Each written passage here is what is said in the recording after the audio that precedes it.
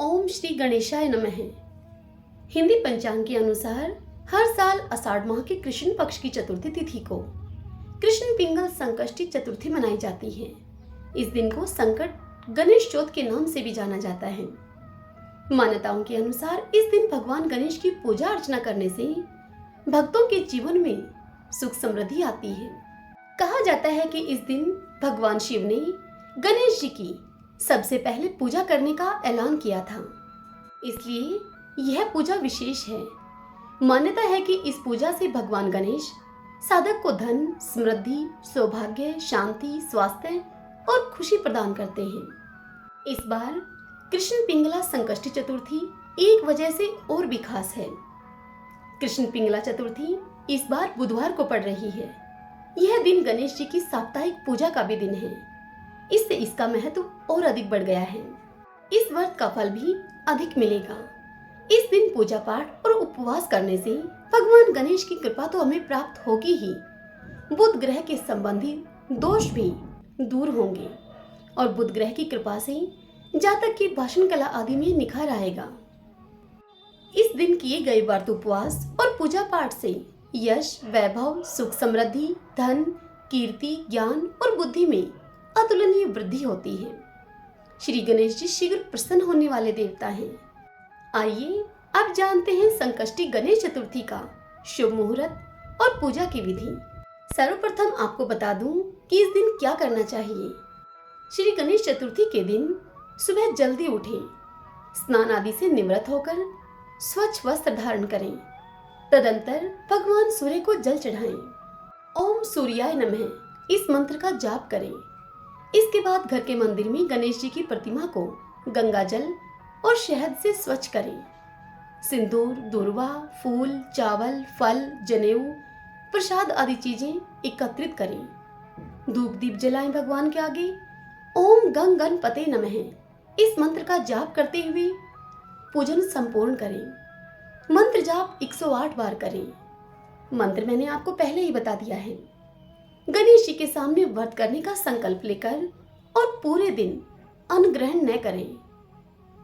व्रत में फलाहार, पानी, दूध, फलों का रस आदि चीजों का आप सेवन कर सकते हैं। सूर्यदेव का मंत्र है ओम सूर्याय नमः इस मंत्र का जाप 108 बार करें। सूर्य देवता को तांबे के लोटे से जल चढ़ाएं। पूजा के बाद घर के आसपास जरूरतमंद लोगों को धन और अनाज का दान करें। गाय को रोटी और हरी घास दें। किसी गौशाला में धन का दान भी कर सकते हैं इस दिन आप। आइए अब हम संकष्टी चतुर्थी का शुभ मुहूर्त जान लेते हैं। पंचांग के अनुसार आषाढ़ माह के कृष्ण पक्ष की चतुर्थी तिथि 6 जून मंगलवार को देर रात 12:50 से प्रारंभ हो रही है। यह तिथि अगले दिन यानी कि 7 जून बुधवार को रात 9:50 पर समाप्त हो जाएगी। ऐसे में उदया तिथि के आधार पर कृष्ण पिंगल संकष्टी चतुर्थी का यह व्रत 7 जून बुधवार के दिन रखा जाएगा। अब बात आती है कि 7 जून को बुधवार के दिन गणेश जी की पूजा का शुभ मुहूर्त कौन सा है। तो देखिए, 7 जून को ब्रह्मा योग में कृष्ण पिंगल संकष्टी चतुर्थी व्रत की पूजा के लिए 3 शुभ मुहूर्त हैं। पहला शुभ मुहूर्त रहेगा सुबह 5:23 से सुबह 7:07 तक। दूसरा शुभ मुहूर्त रहेगा सुबह 7:07 से 8:51 तक।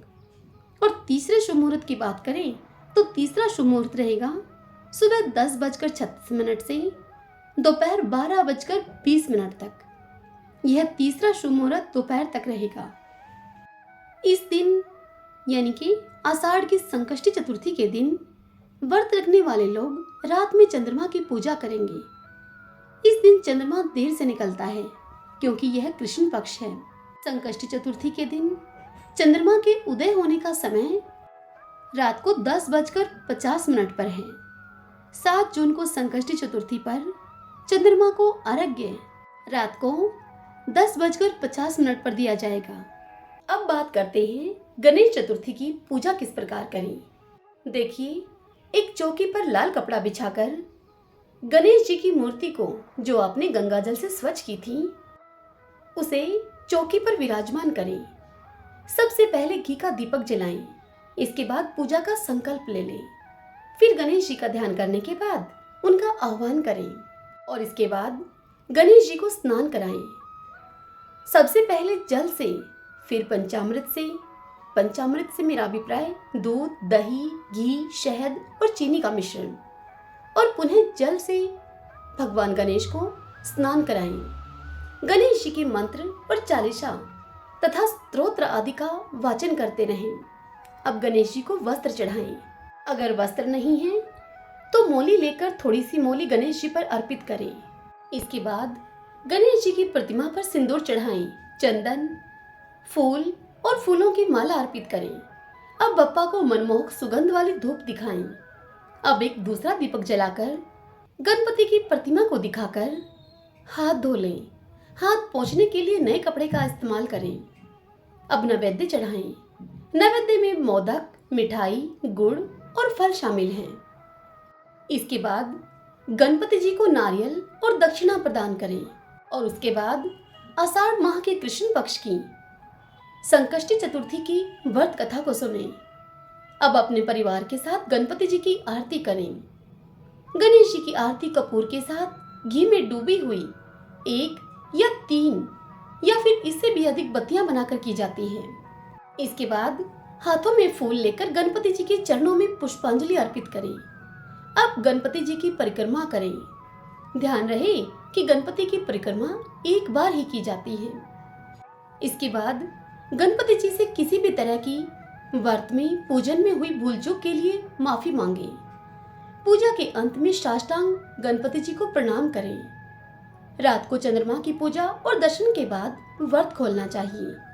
भविष्य पुराण के अनुसार संकष्टी चतुर्थी की पूजा और व्रत करने से हर तरह के कष्ट और संकट दूर हो जाते हैं। गणेश पुराण के अनुसार इस व्रत के प्रभाव से सौभाग्य, समृद्धि और संतान सुख मिलता है। शाम को चंद्रमा निकलने से पहले गणपति जी की एक बार और पूजा कर लें और संकष्टी चतुर्थी व्रत कथा का फिर से पाठ करें। अब व्रत का पारण करें। भक्तजनों, यह तो थी पूजा की विधि। आइए अब हम व्रत कथा को सुनते हैं। सभी बोलिए गणेश जी महाराज की जय। ओम श्री गणेशाय नमो नमः। यहाँ मैं आपको 2 कथाएं सुनाऊंगी। एक कथा संकष्टी चतुर्थी व्रत कथा है और दूसरी चौथ माता की कहानी है। यह दोनों कथाएं इस व्रत में सुनी जाती हैं। तो आइए अब कथा का श्रवण करते हैं।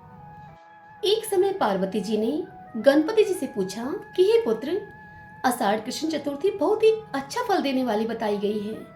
आप उसकी विधि बतलाइए। इस माह के गणेश जी का क्या नाम है और उनकी आराधना किस तरह से करनी चाहिए? गणपति जी ने उत्तर दिया कि हे माता, पहले समय में इसी बात को युधिष्ठिर ने पूछा था और उन्हें भगवान कृष्ण ने जो बतलाया था वही मैं आपको बतला रहा हूँ। हे माता, उसे आप सुनिए। श्री कृष्ण ने कहा कि हे राजन, मैं गणेश जी का प्रिय और विघ्नों को नष्ट करने वाली कथा जिसका पुराण में वर्णन किया गया है वह आपसे कहता हूँ। ध्यान पूर्वक सुनिए। हे युधिष्ठिर, आषाढ़ कृष्ण चतुर्थी के गणपति का नाम लंबोदर है। उनका पूजन पहले बताई गई विधि से करें। हे महाराज, द्वापर युग में महिष्मती नगरी का राजा महिजीत था। वह राजा बहुत ही प्रतापवान और पुण्यशील राजा था। वह पुत्र की तरह अपनी प्रजा का पालन किया करता था, लेकिन उसकी संतान न होने के कारण उसे राजमहल का सुख अच्छा नहीं लगता था। वेदों में संतानहीन मनुष्य का जीवन निरर्थक माना गया है। यदि संतान रहित व्यक्ति अपने पितृगण को जलदान करता है तो वे उस जल को गर्म जल के रूप में ग्रहण करते हैं। इसी दुविधा में राजा का बहुत समय गुजर गया। उस राजा ने पुत्र पाने के लिए बहुत से दान, यज्ञ आदि कार्यों को किया, परंतु राजा के पुत्र पैदा ही नहीं हुआ। युवा अवस्था राजा की ढल गई और अब बुढ़ापा आ गया। इसके पश्चात राजा ने विद्वान ब्राह्मणों और प्रजा के लोगों से सलाह मशवरा किया। राजा ने उनसे कहा कि हे ब्राह्मणों तथा हे प्रजा के लोगों, मैं संतानहीन हूँ। अब मेरी क्या गति होगी? मैंने समस्त जीवन में कोई भी पाप कर्म नहीं किया है। मैंने कभी अत्याचार से धन इकट्ठा भी नहीं किया। मैंने सर्वदा पुत्र की तरह प्रजा का पालन किया है और धर्म पर चलते हुए इस राज्य का कार्यभार किया है। मैंने अपराधियों, चोर डाकुओं को दंड दिया, पूज्य मित्रों की भोजन व्यवस्था की, गौ ब्राह्मणों का भला सोचते हुए सभ्य पुरुषों का सम्मान किया। फिर भी हे श्रेष्ठ ब्राह्मणों, अब तक मेरे पुत्र न होने का क्या कारण है? तब विद्वान ब्राह्मणों ने राजा से कहा कि हे राजन, हम सब लोग ऐसा ही प्रयास करेंगे जिससे कि आपके कुल की वृद्धि हो। ऐसा कहकर सभी व्यक्ति राजा को पुत्र प्राप्ति का उपाय सोचने लगे। सारी प्रजा राजा की मनोकामनाओं की पूर्ति के लिए ब्राह्मणों के साथ वन में चली गई। वन में जाकर वे सब इधर उधर घूमने लगे। तभी उन लोगों को एक श्रेष्ठ मुनि के दर्शन हुए। वे मुनिराज भोजन रहित रहकर तपस्या में लीन थे। ब्रह्मा जी के समान वे आत्मा को जीते हुए, क्रोध को जीते हुए एक दिव्य पुरुष थे। वे समस्त वेदों के जानने वाले, दीर्घायु एवं अनेक ब्रह्मा ज्ञान से युक्त थे। उनका पवित्र नाम लोमस ऋषि था। प्रत्येक कल्प के अंत में उनका एक एक रोम गिरता था, अतः उनका नाम लोमस ऋषि हो गया था। ऐसे 3 कालों के जानने वाले महर्षि लोमस को जब उन्होंने देखा तो वे सब महर्षि लोमस के समीप गए। उचित प्रार्थना एवं नमस्कार आदि करने के पश्चात सभी लोग लोमस ऋषि के सामने खड़े हो गए।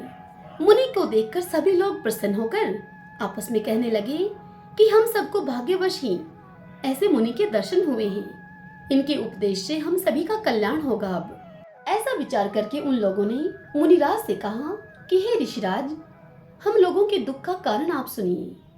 अपने संशय को समाप्त करने के हेतु हम लोग आपकी शरण में आए हैं। हे प्रभु, आप कोई उपाय बताइए। हे स्वामी, आपके समान महात्मा को पाकर हम लोग दूसरे आदमी से क्या कहें?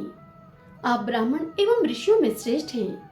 आपसे उत्तम कोई दूसरा व्यक्ति हमें दिखाई नहीं पड़ता है। यह सुनकर लोमस ऋषि ने पूछा कि हे महानुभाव, आप लोग यहाँ किस कारणवश आए हैं? मुझसे आपका क्या अभिप्राय है? साफ तौर पर आप कहिए, मैं आपकी समस्त शंकाओं का समाधान करूंगा। तपस्वियों की तपस्या केवल दूसरों का भला करने के लिए होती है। यह सुनकर प्रजावासियों ने ऋषि से निवेदन किया और कहा कि हे ब्राह्मणों में श्रेष्ठ मुनि, हम जिस महान कार्य की प्राप्ति के हेतु यहाँ उपस्थित हुए हैं उसे आप सुनिए। हम लोग महिष्मति नाम की नगरी में रहते हैं। हमारे राजा महिजीत नाम के हैं।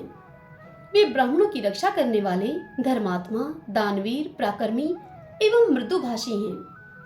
उन्होंने हमारा पालन पोषण किया है, परंतु आज तक ऐसे राजा के कोई संतान पैदा नहीं हुई है। हे प्रभु, माता एवं पिता तो केवल जन्म देने वाले होते हैं, किंतु राजा ही वास्तव में उनको पालने वाला एवं उनकी उन्नति करने वाला होता है। उसी राजा के हेतु हम इस घने वन में आए हैं। हे द्विश्रेष्ठ, आप कोई ऐसा उपाय बतलाइए जिससे कि हमारे राजा को संतान की प्राप्ति हो, क्योंकि ऐसे योग्य राजा के कोई पुत्र न हो, यह बड़े ही दुख की बात है। हम सब आपस में सलाह मशवरा करके इस गहन वन में आपके पास आए हैं। उनकी कृपा से ही हम लोगों को आपके दर्शन प्राप्त हुए हैं। हे मुनिश्रेष्ठ, किस व्रत, किस दान एवं पूजन आदि के कराने से राजा को पुत्र की प्राप्ति होगी, वह सब कृपा करके आप हमें बतलावें। प्रजावासियों की यह बात सुनकर महर्षि लोमस ध्यान मगन होकर राजा की भलाई के लिए प्रजावासियों से कहने लगे कि हे द्विजों, आप लोग ध्यान से सुनिए। मैं संकट नाशक व्रत को बतला रहा हूँ। आषाढ़ कृष्ण चतुर्थी के दिन एक दंत गजानन नामक गणेश जी की पूजा अर्चना करें। पहले कही हुई विधि से राजा श्रद्धा युक्त होकर इस व्रत को करे तथा ब्राह्मणों को भोजन करावे और उन्हें वस्त्र आदि का दान करें। गणेश जी की अनुकंपा से उनको अवश्य में ही पुत्र की प्राप्ति होगी। महर्षि लोमस के ऐसा कहने पर सभी लोग हाथ जोड़कर उठ खड़े हुए और सिर झुकाकर उनके चरणों में लेटकर उन्हें प्रणाम किया। तत्पश्चात सभी लोग नगर को वापस लौट आए। वन में जो कुछ हुआ उन सभी घटनाओं को प्रजावासियों ने आकर राजा से बतलाया। प्रजावासियों की यह बात सुनकर यशस्वी एवं निर्मल बुद्धि वाले राजा बहुत ही प्रसन्न हुए और उन्होंने श्रद्धा पूर्वक भक्ति से विधि पूर्वक गणेश चतुर्थी का व्रत करके ब्राह्मणों को भोजन कराकर वस्त्र आदि का दान दिया। कुछ समय के पश्चात रानी सुदक्षिणा के गर्भवती होने के पश्चात श्री गणेश जी की कृपा से राजा के यहाँ एक सुंदर और सुलक्षण पुत्र उत्पन्न हुआ। राजा ने समस्त नगर में रहने वालों को संतुष्ट करके पुत्रों उत्सव किया।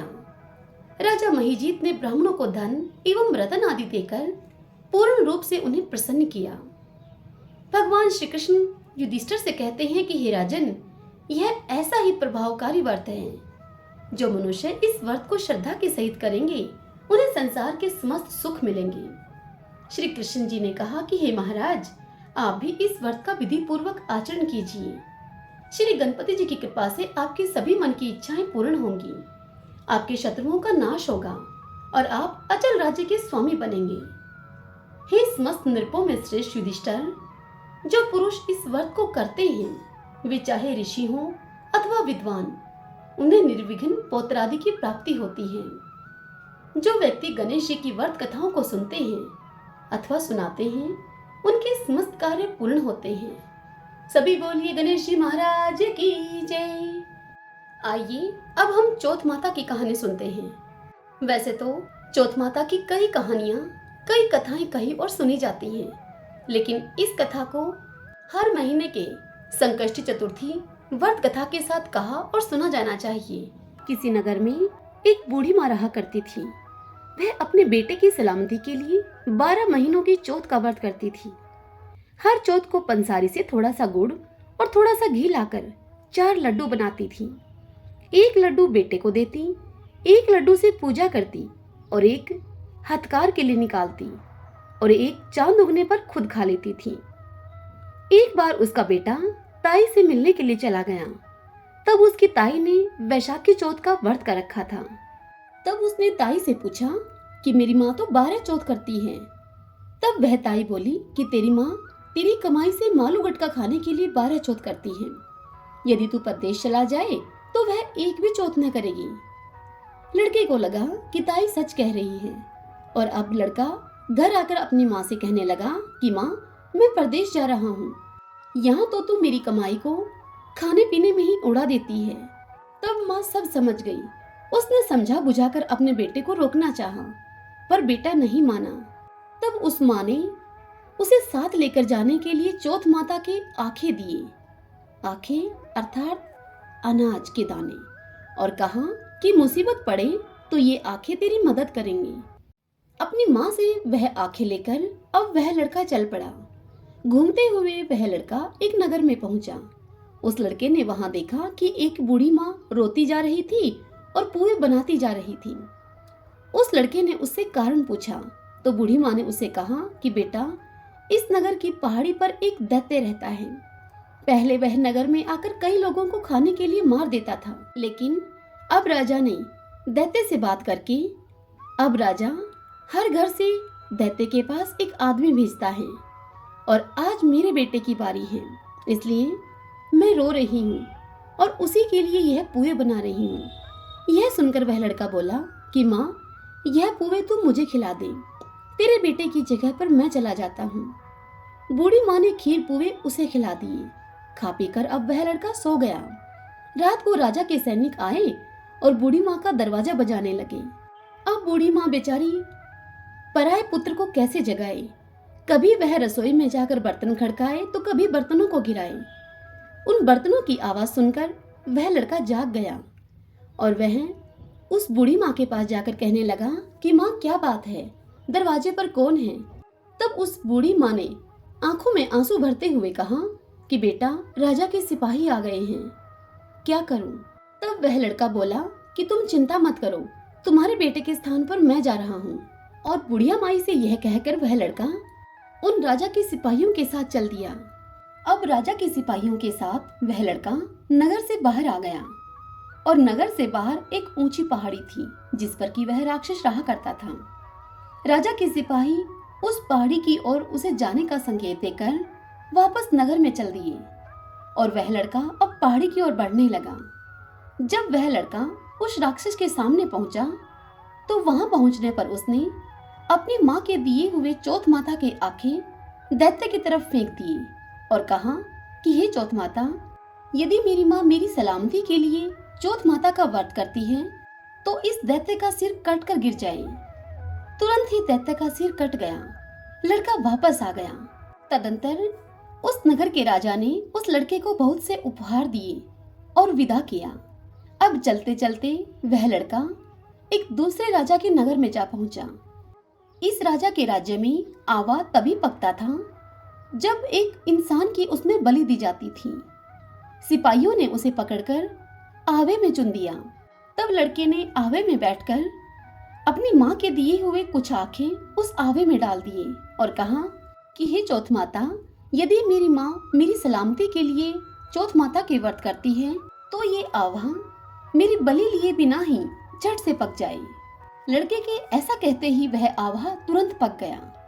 फिर कोई स्त्री उस आवे के पास झाड़ू लगाने लगी।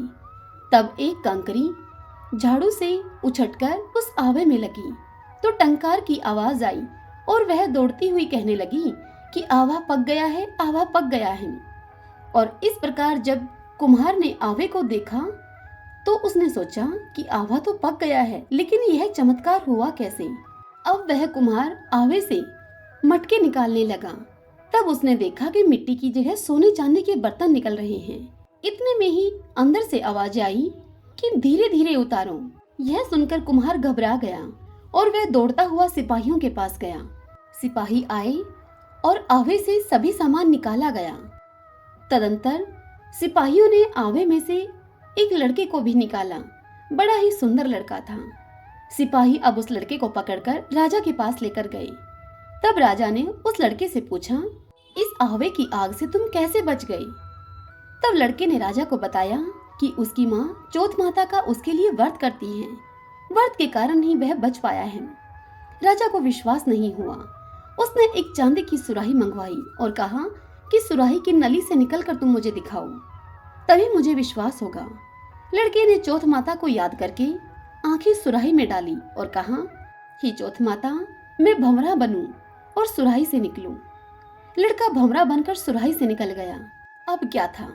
अब तो राजा ने उस लड़के पर खुश होकर उसकी शादी अपनी बेटी अर्थात राजकुमारी से कर दी और अपने नगर में भी यह ढिंढोरा पिटवा दिया कि सभी लोग चौथ माता का व्रत करें। अब उस लड़के को उस नगर में रहते हुए काफी समय बीत गया। एक दिन लड़के को अपनी माँ की याद आई। उसने राजा के पास जाकर खुद के नगर जाने की इच्छा जाहिर की राजा से।